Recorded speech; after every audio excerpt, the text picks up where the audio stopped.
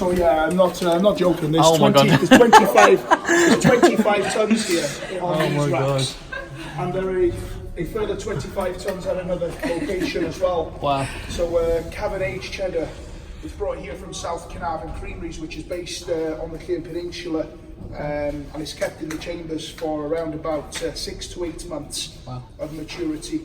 It's a really nice cheese. It goes good on toast, but better with wine. So I can tell you what the temperature is here at the minute, 7.6. Wow. So we just keep an eye on that. How do you transport it in and out? Comes down on the train. On the train? Bring a ton in at the time and take a ton out. So, you know, we've got, there's quite a lot of it here. Yeah. I was down here yesterday morning with a filming crew, which are filming for the Royal Welsh. So just giving a bit more history on this. Wow. It's really nice. It's amazing. That's a little extra piece. On this way. So none of these tunnels and chambers are natural, it's all been dug out by man. Okay. And that would have been done by hand too, using hand drills with gunpowder, dynamite to blast through the tunnels. Guys, just need to read that way for me. That's right. So you'd be working down here with candles for lights. Do you know you can start working as young as 8 years old in this mine? Wow. 8 years old. So here you'll see there's a natural, an original drill, a hand drill. The miners would start the drilling process using one of these and drilling down into the slate. Once they got down a couple of inches into the slate, they blow their candles out and carry on working in darkness to save money. They paid for all their own material and the company did not pay for any of it. So, as a miner, you borrow money off the company. Wow. Once you were producing and making a wage, you start to pay the company back. I'll now move along and introduce you to the founder of this company. Without this gentleman, we wouldn't be down here today. He goes by the name of John Whitehead Graves, and that's Mr. Graves. When he first travelled here to Blaenau he was looking for the blue vein. Blue vein? What are you talking about? It was slate that I found, not a deposit of mouldering cheese. It was called the old vein, not the blue vein. Perhaps I may be permitted to tell the tale with a little more accuracy. My name is John Whitehead Graves, an Englishman who arrived in Wales in 1830 to find the country in the grip of what might be called slate fever. Instead of tempestuous sweating or shivers in the night, this fever engendered a glorious sickness that, if attended to carefully, could result in the most marvellous bulging of the pulse. Here was slate of such fine quality that all the citizens of the world were crying out for a Welsh slate roof above its head. I was convinced that deep beneath Llechwedd I would find the marvellous substance, and in huge quantities. So in 1846, I availed myself of the lease on the land above our heads and hired a gang of local men to dig and dig and dig again. Alas, it took 3 long years and I eventually ran out of funds. Though I was blessed that my men had dug on with no payment other than the promise of eventual work. And in 1849, I did find what I had been searching for. The babyonic old vein of finest slate. I could hardly have been more thankful if I had found the Holy Grail itself. And now, 7 years later, this slate is truly the source of my fortune. His fortune. So in 1849, the miners found the slate they were looking for.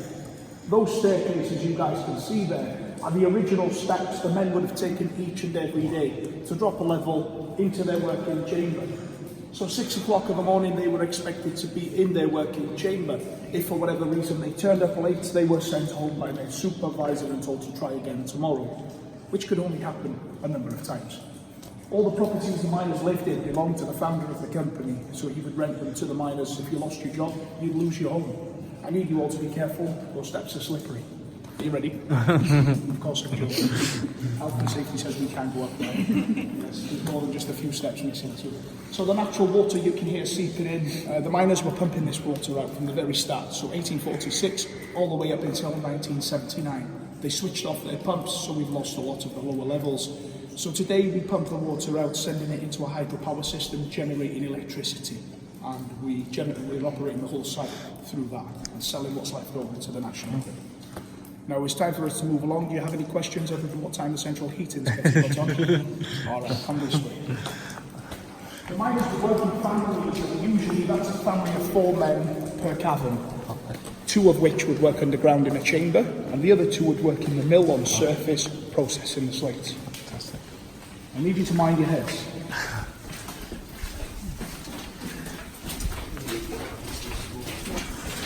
The rusty colour you can see here is iron parites, which is fool's gold, and with the natural water hitting it, it's formed the rust. Okay. There's a lot of fool's gold in this mountain here.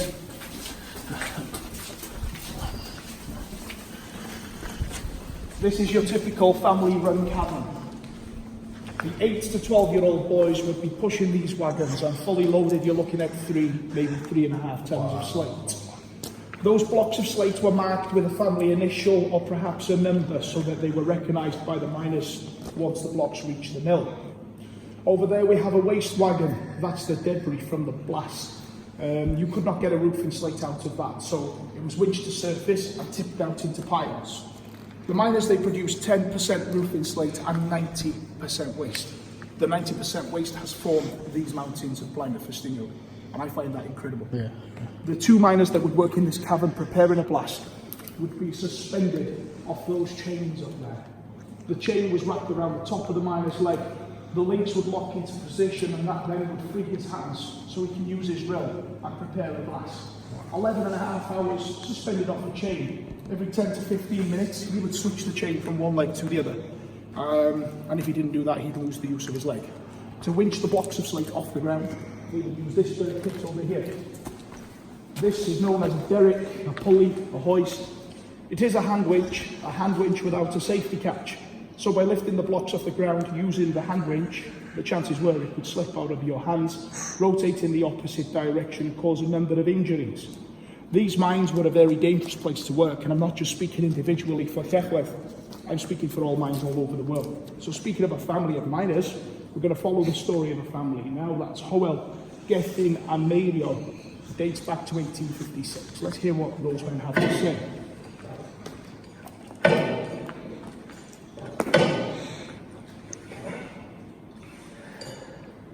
I'd like to see Mr. Graves down here working one of my shifts.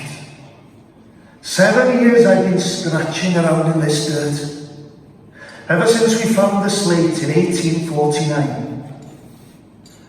I'm 30 years old now, and I've gazed into more darkness than light. All to feed my family, and especially to keep our horse alive. And there are hundreds of men all working away down here. So why do I get so lonely? You are still down here, aren't you, boys? Hello, Jones? Is that you? Darkness getting the better of you again, is it?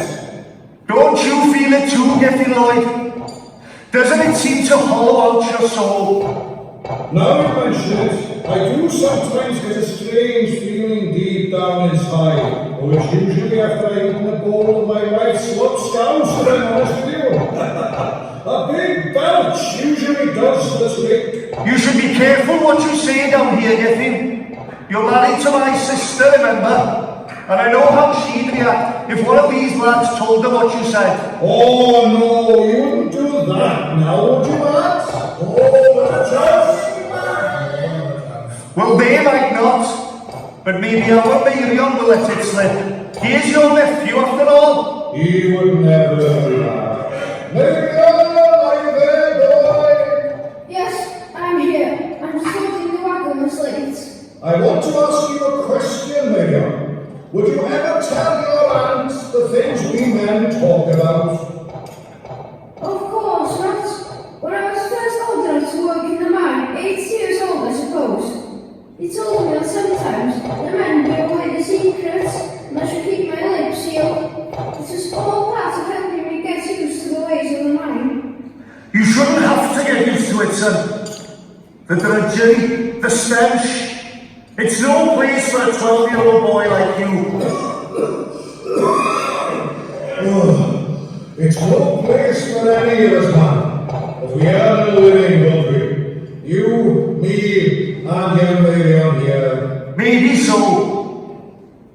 But it's no paradise. Oh, is that your whole soul talking again, Albert? Perhaps you're just hungry. Speaking of which, it's lunchtime, boys! Oh, I've been so thin, I never eat. Oh, thank God! I'm starving! Okay, so injuries, one of which Owen mentioned in the clip. He said it was provided to keep his son Thomas alive. He didn't mention the accident that had happened. What had happened is one of the wagons hurled loose down the tracks, crushing both of his son's legs and leaving him paralysed. So, impact, that would have had a huge impact on those miners back in those days. The miners said they were hungry, so it's time for us to make a move to the next cabin and take a look at where they would have had their lunch. Any questions? So the mountains of Blaen and Festiniog, they've all formed through volcanic activity. The slate is a compressed volcanic ash. These seams of slate are separated by granite being a very tough volcanic rock. The ceiling above your heads, that is a seam of granite. Here we're in a seam of slate. The slate has been pushed up on the angle of 35 to 40 degrees here, and the reason for that is the tectonic plates. That's what pushed it up. So it meant that miners had to follow the seams of slate down at the angle of 35 to 40 degrees underground, working right and left and opening up caverns. So a cavern should be somewhere around about 40 foot wide, with a 40-foot wall either side of you. Trial and error, they worked that out themselves, that they needed 40-foot walls to a 40-foot cavern. If you take much more than 40 foot out of it, the chances were it would come crashing down. In the 1900s, they moved on to pneumatic drills. That was powered by compressed air. Just here we have a compressed air tank. So you've got the feeder pipe which comes in across the top, and then you've got the pipes going right and left through the tunnels. Some people would say that that was a safer way of drilling for the men. I think it was more for the company on the production side, because you could produce more slate in less time. But for the miners, drilling into the slate, releasing the dust with compressed air wasn't such a good idea. Especially when you think to yourself, there is 55% silica in our slate here. So you're breathing silica onto your lungs, it will mix with your bodily fluids and set like concrete and causes silicosis.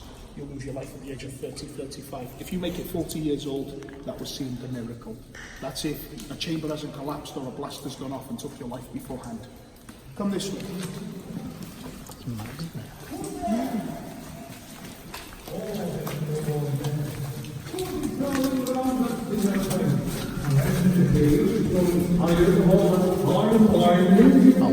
And he's come to share our feast of bread and cheese. I tell you what, why wait till Sunday to give thanks for what we have? Come on, boys, you're all chapel choir men. Sing up!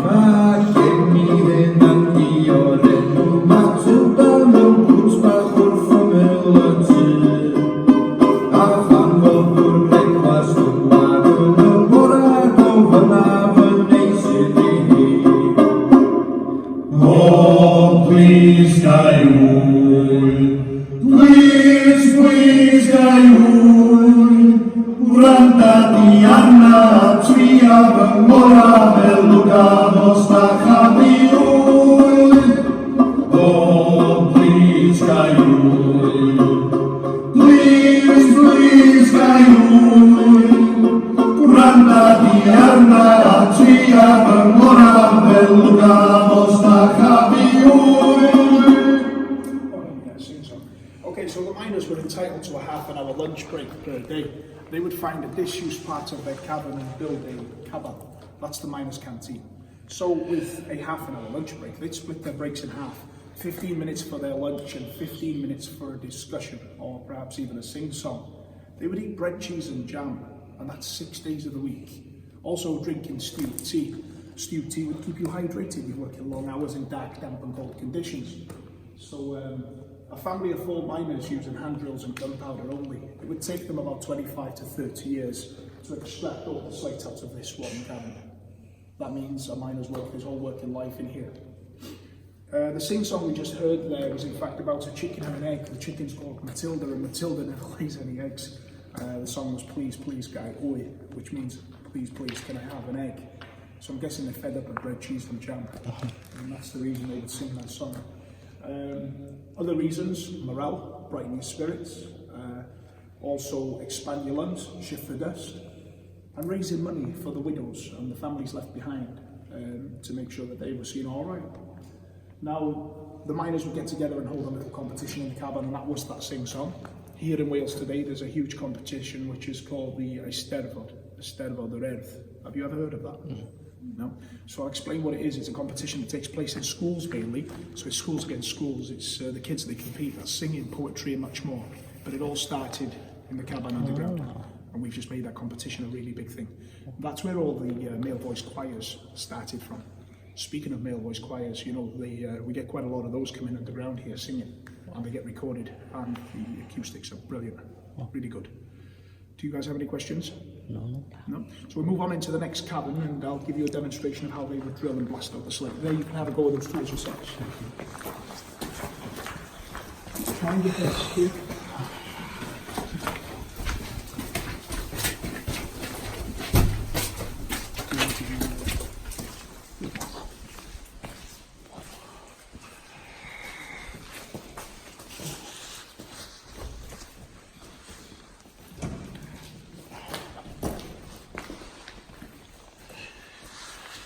So this here is an original miner's drill.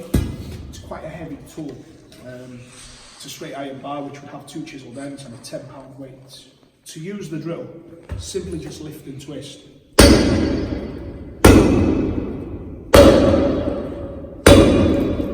long have you got? Once you get down within a few inches of the slate, you blow your candles out, so then you've got to work in darkness to save money. And you can go by feel. Lift, twist, lift, twist. 3 hours, you should reach that weight. If you can't reach the weight in 3 hours, I don't think you seemed much use to this job. Once you reach the weight, the sound of the weight hitting the slate is a clapping sound. So the miners call the weight a clap, or if you like, a clap. There's also an expression that goes along with that. Going like the clappers, yeah. That's where it came from. Going like the clappers, going like the miner's drill. Once you reach the clapper, you turn the jumper over to the opposite side, and then you keep drilling. Twist, twist. Just bear in mind you're suspended off a chain 25 to 30 foot in the air. All the rest of the tools are around your waist in a belt, and you're drilling with this drill. And not only are you drilling directly down, you're holding the drill on an angle. So you're drilling across the seam of slate. Very, very difficult. The drill is pretty heavy, so if we start over here, and you have a feel of that. Wow. Pass it on for me, please. In between that drilling process, there would be a lot of debris in the hole, so you need a scraper. This is an iron bar. We have a hook this side, and an eye like the eye of a sewing needle on the opposite side. With the hook side of the scraper, you scrape the debris out of the hole. On your way to work, you collect some dry moss. You put the dry moss through the eye on the scraper and roll that into a bowl. And then you soak up the moisture, making sure that the hole is nice and dry. Without the hole being dry, you put gunpowder in there, light the fuse, you won't get a blast. Once the hole is dry, you take your fuse wire. I don't think it would look like this, but it would be rope twine or wool, dipped in tar or pitch, then rolled in gunpowder, which would be very unpredictable. The fuse would go into the hole. You take your bugle off your waist. This one is a copper bugle. You could get it in copper, brass, or even horn. It would look like a funnel full of gunpowder. Why non-ferrous metal? It's full of gunpowder. If this was made of tin and it was on the miner's waist and you hit it with that bar, what would we get? Sparks. Of course, blow yourself up. So gunpowder, fill the hole up to around about 2 inches from the top, leave enough room for some slate gravel and paper. Put paper on top of the gunpowder, slate gravel on top of the paper, take in a stamper. Whoever named that a stamper is an absolute genius. It has an improved edge to protect the fuse, made of brass so there's no sparks, and a mallet, wood and rubber, copper or brass. And then stamp it all down, as compact as you can. Now, once you've got the compression, you're going to get a blast. Without giving it the compression, you won't get a blast. At the end of the working day, the father would shout down to his boys to get in the safety of the tunnel. He's ready to light the fuse. The boys would run off into the tunnels. They're in safety. The man lights the fuse, lowers the chain. Perhaps on his way down, he pulls the fuse wire out the hole and he hasn't realised he's done that. He gets to the safety of the tunnels. After a few minutes, no blast. A few more minutes, he makes a decision to come back into the chamber to take a look at what's going on. He gets to his chain and pulls his way up. He gets within a foot of the fuse wire. There he finds out it's a slow burner. It's ready to go off. chances are he's going to lose his life. If not, he would be seriously injured. Speaking of injuries, in 1977 here in Llechwedd, a colleague of mine, Phil Jones's grandfather, was preparing a blast. Stamping down the gunpowder, he hit a patch of iron baritis, the blast went off, which mangled both of his hands, scars up his arms and blue freckles. The blue freckles are from where the slate had embedded under his skin. So, very dangerous job. These tools are here for yourself, so I would like you to have a go. Once you start drilling, I'm going to walk off for 3 hours and come back and see if you have any questions, feel free to ask. You can use that drill and whatever.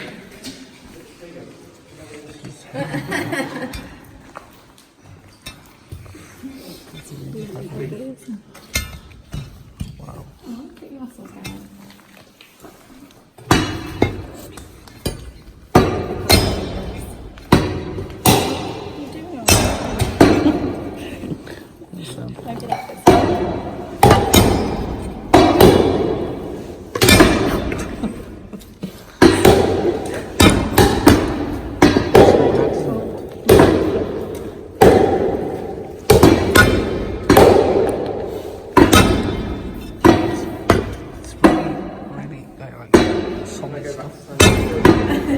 Wow.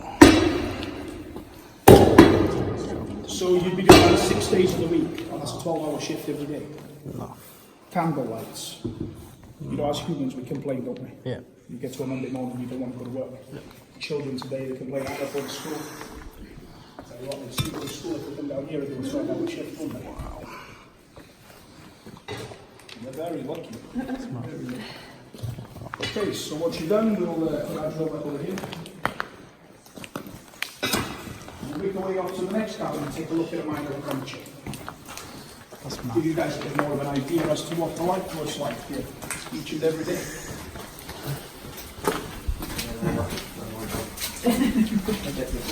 Tell you what, you appreciate the weather we've got up there when you come back down to it.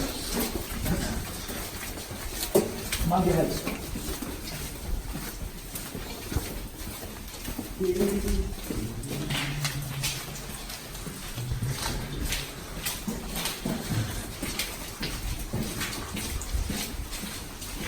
That's incredible, isn't it? Look at that. So you get life just rolling down. Wow.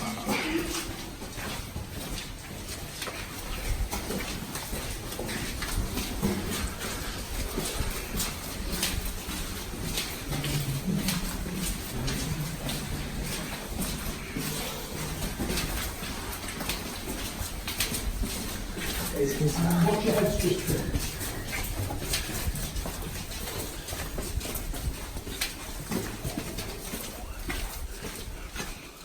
This one is quite a big cabin. What we're looking for is a miner up on a chair.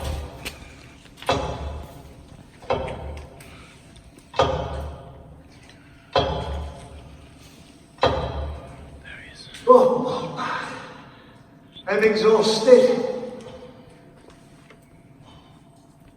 Hello? Hello. Oh, I see. Not going to introduce yourselves? Hashtag Team Steve, TripAdvisor. I knew I heard someone prowling around outside the cabin while we were having our dinner.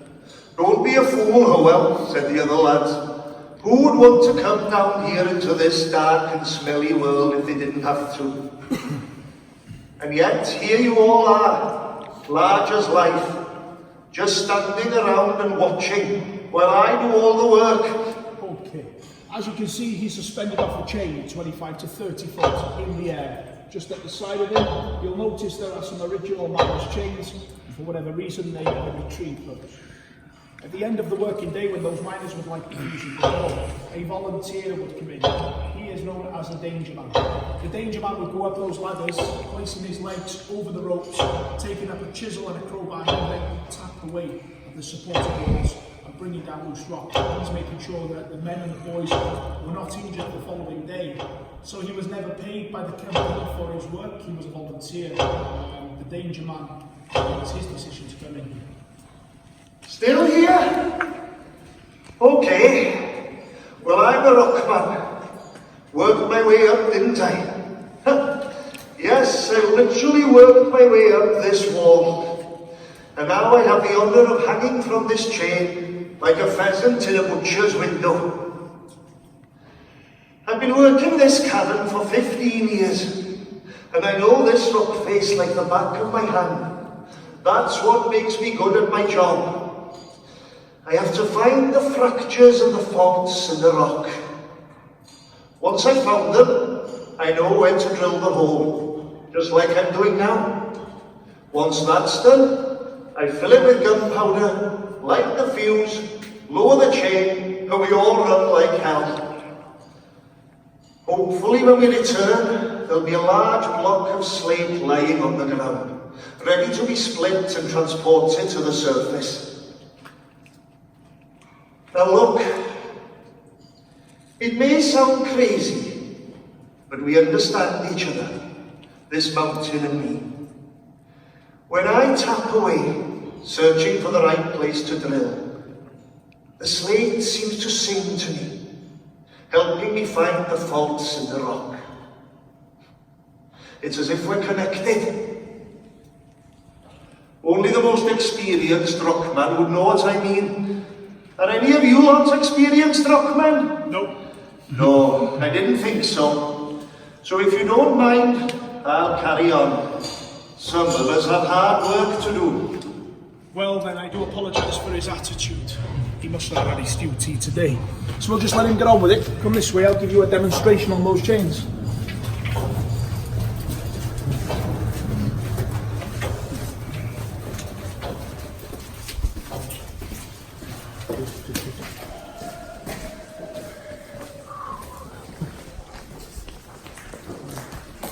These chains are not the original miners chains, they're only here for demonstration purposes. These chains hanging off the winch are the original chains. The reason the miners use chains and not rope, well, that's pretty obvious. Rope would drop down here. And to get up on a piece of rope, you'd have to wrap it around your leg and tie it in a knot. Have any of you ever tried opening a knot in wet shoelaces? It's almost impossible, isn't it? So you wouldn't get out of a situation fast by being suspended on a piece of rope.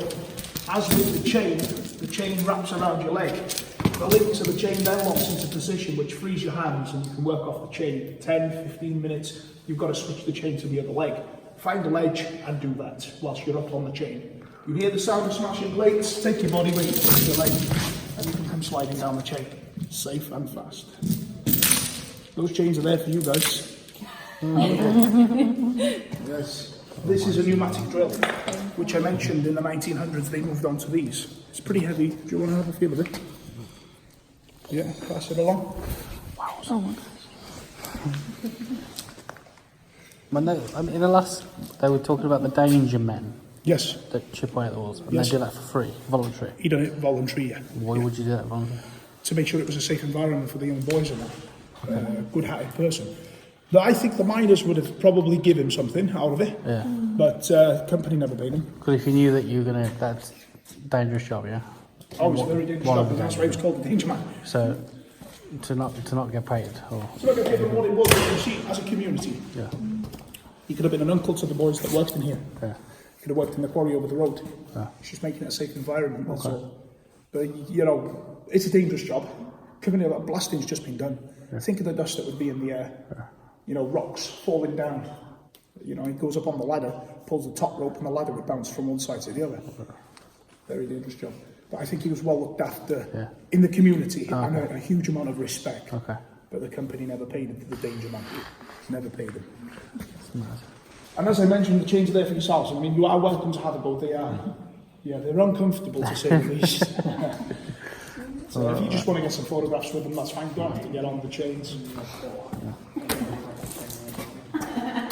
Can't do it. I'm not these shorts.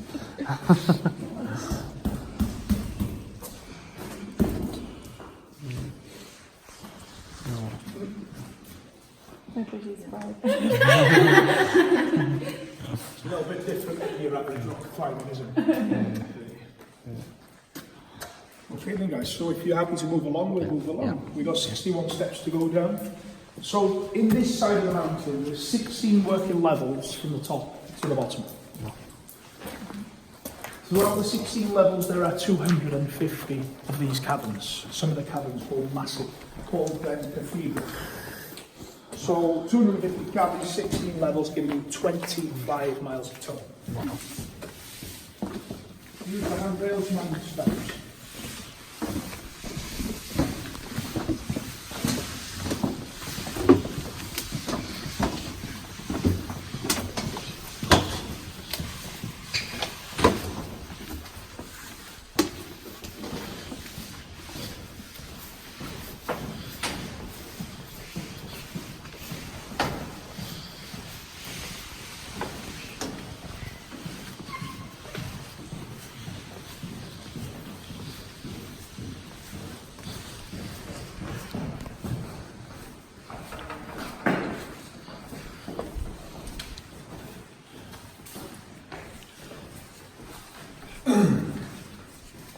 So what we have from here back to surface is 500 feet. And if you were to drill up above your heads, whereabouts on site do you think you would come out? Any ideas? Have a guess? How did you all travel to Llechwedd? The end. How did you travel to Llechwedd today? On the road. Car. And your vehicle is above your heads? Above your head. Over here there is an X. Can you see it? Yeah? And are you guys wondering about the X? Yeah. We are now. That's good. Well, I don't normally speak about her because she was nasty to me. Yeah, that's a different story, isn't it? If I was to square the X into a metre square block, and then to take that block, a solid block, 500 feet to surface, so it's a solid 500 foot block but a metre square, how many tonnes of slate do you think is in the block? Now it is in the hundreds of tonnes and not the thousands, so don't think too hard. 200. It's higher than 2. 4. And it's higher than 4. We are going to get there. 8. It's lower than 8. 6. Bang on. 600 tonnes of slate in a metre square block, giving it a solid block 500 feet to surface. That means it's the equivalent of 600 vehicles stacked on top of each other. Wow. Your average vehicle weighs 1 tonne, and there's 600 tonnes in that block. You look at the size of this cavern, you could fit a lot of metre blocks in here. There are millions of tonnes above your heads, and what's keeping you safe are these walls either side of you. For the men that would have worked here, that's trial and error. Trial and error. You know, think how many men would have lost their lives or been seriously injured. And in the early days, they weren't recorded, deaths and such. I've never seen a record of deaths. I've seen injury records and, you know, supervisors' lists of ticking the men in. And I do know that there was 344 men were the maximum I've seen that have worked in this side of the mountain at once. That's underground. 344, that's quite a lot, considering the young boys weren't on the record. And then the men would work in families of 4, so you've got 2 underground, 2 in the mill up on surface. So 344 underground, 344 in the mill. It's quite a lot of men. The population started off here in Blaen Ffestiniog, and that was between 300 and 500. It went up to 12,000. We were the second largest town in Wales, being Wrexham the first. You know, that was quite something. The population today is only 4,000 down in the town. So the employment, you know, the slate industry went up and went down, and so did the population. I've had a lot of family that have worked in these mines, one of those people being my father-in-law, and the second being my great-grandfather. And yeah, you know, just to watch my father-in-law suffering today with his lungs, and that's not from the slate industry, that's from the steel fixing further along, kind of makes you appreciate life. You know, it kind of makes you feel so lucky.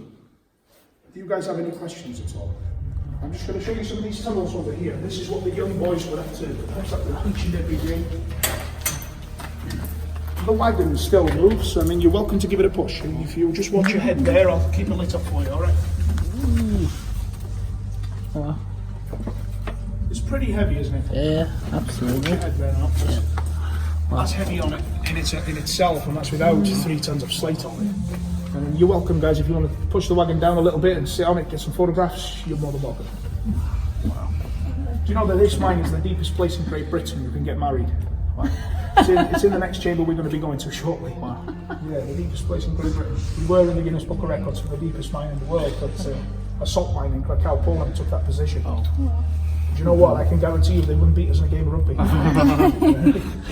So where would that that actually go to? This here, it goes down and it curves to the right and goes under chamber 5. So that's where that guy was suspended on the chain. Yeah. And then it keeps on going in that direction. I've been down there for like 3 hours, me and a colleague of mine, and we've never come out the end of it. It's just tunnels, chambers, chambers. And then you've got the same layouts beneath you. So from here to the bottom, there are 6 working levels. They're full of water. We're on the original 10th level here, from the top of the mountain in 10 levels down. There's 16 to the bottom of here. The largest slate mine in the world is the Oakley's Quarry, which is across the road from Llechwedd. They've only got 26 floors from top to bottom. 26 floors, 800 caverns, 57 miles of tunnel. You get lost down there, wouldn't you? The young boys, bless them, they would carry that chain over their shoulder, and that would be their brake club. So operating the wagon, you're pushing the wagon back and forth, not as if it's heavy enough in itself, but you're carrying the chain over your shoulders as well. That would be your brake. Today the kids, they complain when the Wi-Fi runs out. But Dad, I've got blisters on my thumbs. You get a paper cut, you're off work for 3 or 4 days. Okay, mind your heads.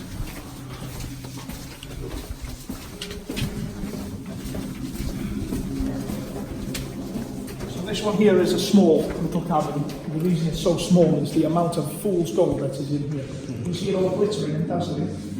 Fool's gold, and then it's forming rust in places. So the miners, this is poor quality, so they just moved on from here by adding more to the supporting wall. So we're going to make our way into the cathedral, guys. What we'll do, we'll be quiet when we get in there because we have a tour just in front of us, and once they've moved on, we can continue. Okay?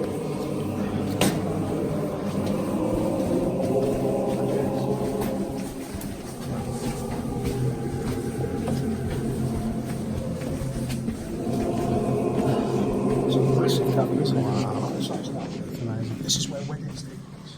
Wow.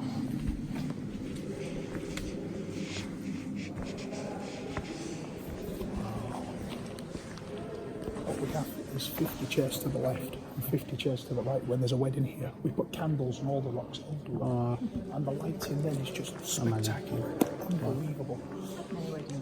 We've had about 14 weddings in the past maybe 8 years. It's a growing thing. Not many guides speak of it, but I love speaking of it because, make it more of a thing. It's cool, isn't it? The tunnel on the left up there at the top used to run across as a complete tunnel along the face of those walls, and we'd go through at the far end. So 5 caverns there was, 5 chambers. It's quite a big place now. You can step up on the platform, guys.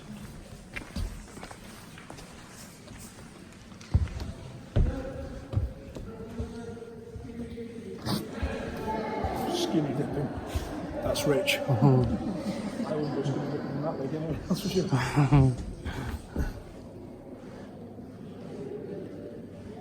Okay then guys, so as a team, the whole 4 of you, you put your hands onto this here. Alright? If you can, maybe stand either side of it. Alright? 3, 2, 1, give it a push down.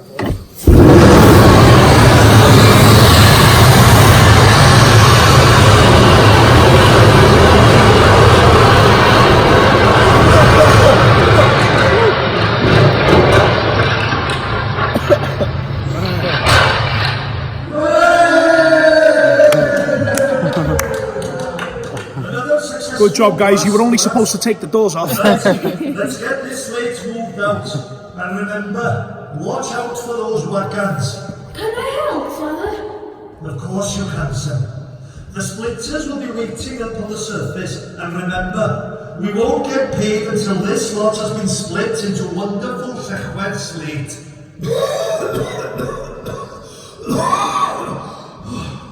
You know I'd love to lend a hand, Howard. But my lungs. Don't worry, Ethan. It's not your job anyway. You get back to doing what you're good at. Yes, I'll just take it easy. 20 feet up in the air. Hanging from a chain. Drilling for 12 hours at a time. In the pitch black? That's right, Mayor, my boy. Here's to us and to all those who came before. And all those miners who come after us. And about Thomas too. Because after all, we're slate miners. And slate mining is the best job in the world. Yeah, right. Best job in the world. That's debatable. There's a number of reasons those men would have said that.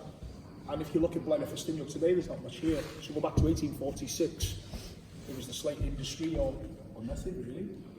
You could have had the old farmers, labourers, but that was seasonal work and it wasn't guaranteed to give you a property. Where the slate industry give you a property and a set job for your family as well, you know. It's not much of a life, is it? So we're going to make our way down to the lake, and yeah, there's a beautiful clip down there. You guys can get your phones and cameras on record. Mind your steps. That's where it is in the world.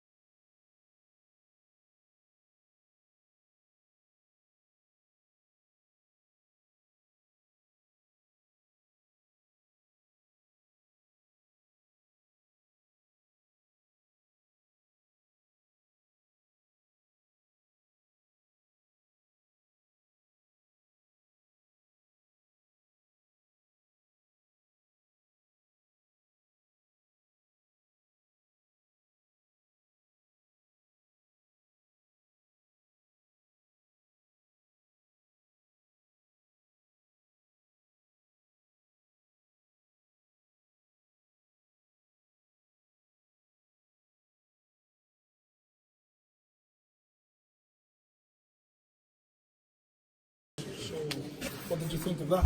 Fantastic. And that's put an end to the underground side of your tour. So it's time for us now to make our way to the train. We'll head over to the mill. There I'll show you how to split the block of slate down and turn that into a roofing slate. Okay.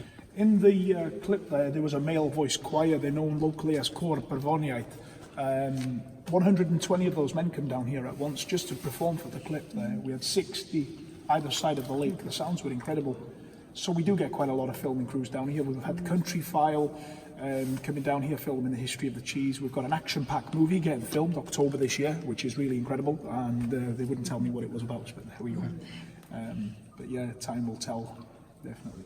But thank you very much for coming along, guys. It's been a pleasure taking you around. I hope you've learned a lot. Yeah, okay. Mind the puddles, watch your heads as you come through the tunnels.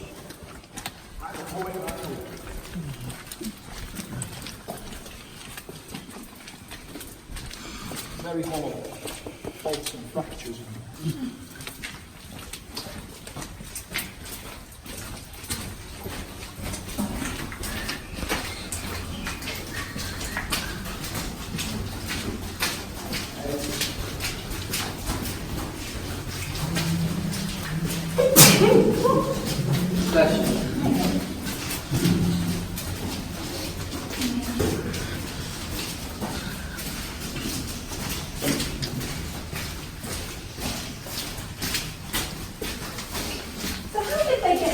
Actually up to the surface, once they put it along on those trolleys. Once they pull it along those trolleys will come along the tracks here where we're walking now. Right.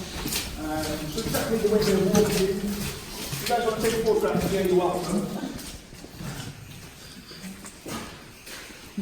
So the young boys would push the wagons along tracks, and those tracks would be along here. Originally, we've taken a lot up to make it a safe environment to walk through today. The tracks would then reach the incline, you know where the yellow train goes up the deck? Yeah. Reaches there, then the wagons hook onto a winch wire, winch to surface, transport to the mill. You got some remains of old tracks there under the wall. That was difficult when I was building the wall to build the wall over the tracks. So where the train is now, they just dragged it up? Dragged it up there, that train was up there. No, good. Just a winch cable, Yeah. to cable to let the wagons you've seen previously. Yeah. Yeah, there would have been numbers of injuries due to that.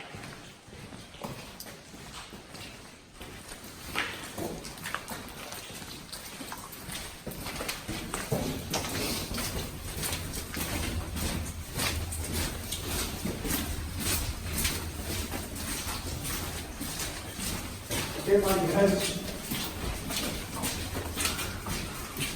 And you focus it off this corner.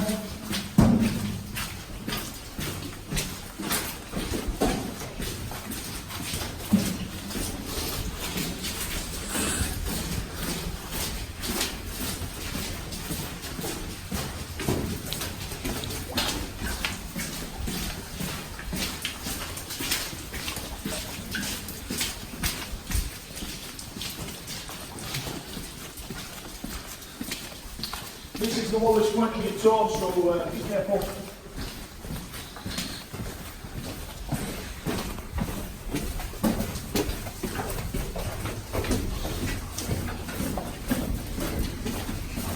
It's nice to get out to that warm weather we've got at the top.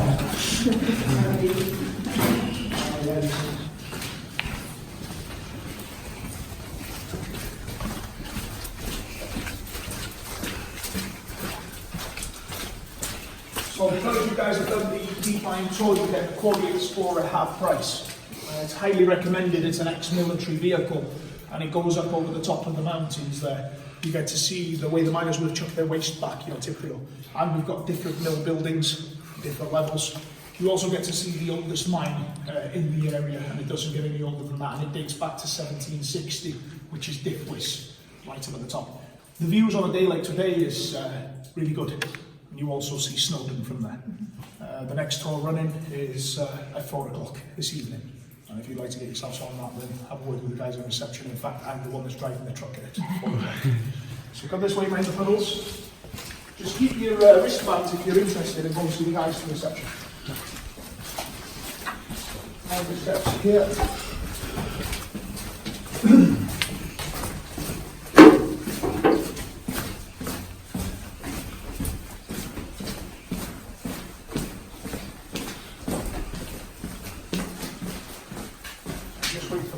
That's all right.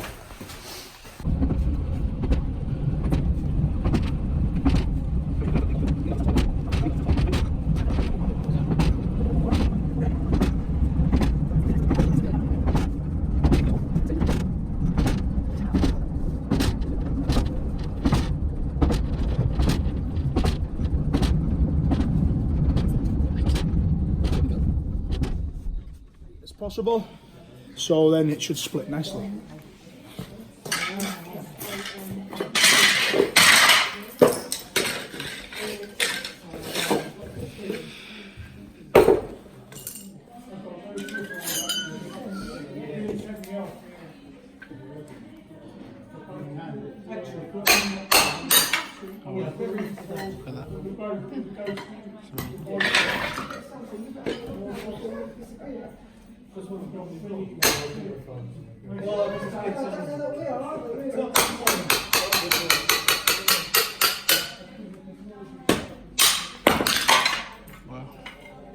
So you split the slate.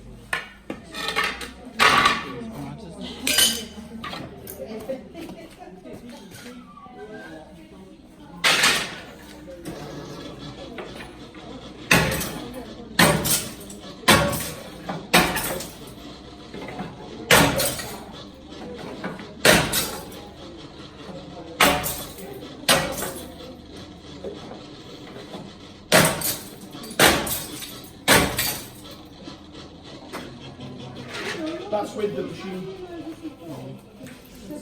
Not the best, but I like to do it by hand.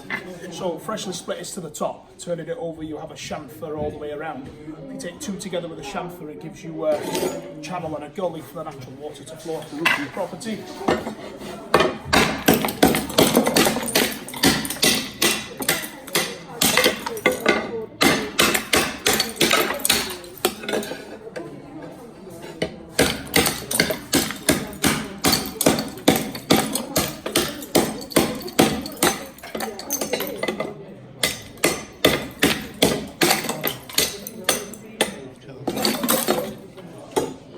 Just more traditional doing it by hand, isn't it?